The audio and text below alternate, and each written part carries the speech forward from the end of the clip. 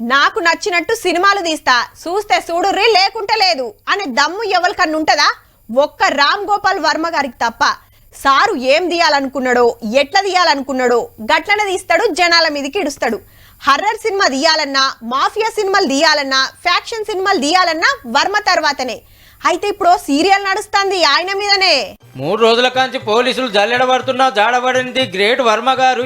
మీకెందుకు అంత రిస్క్ అని ఓ వీడియో సందేశం పంపిండు.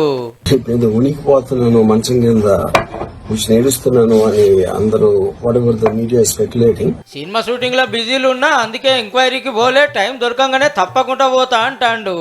అండ్ ఇట్ ఈస్ వేరే ప్రొడ్యూసర్ చేస్తాను, ఆ ప్రొడ్యూసర్ కి నష్టం వస్తుంది కాబట్టి నేను మళ్ళీ టైం అడిగాను.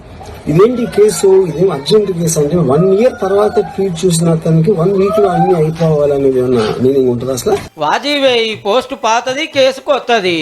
కాకుంటే అప్పట్లీళ్ళు ప్రతిపక్షం, ఆర్జీవీ గారు అధికార పక్షం. ఏం తీసినా ఏం చేసినా నడిచింది.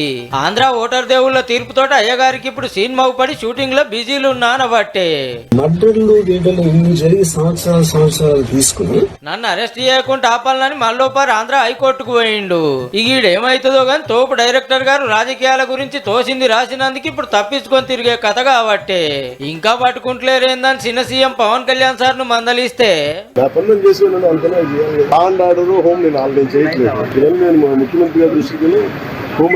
తీసుకెళ్తాను.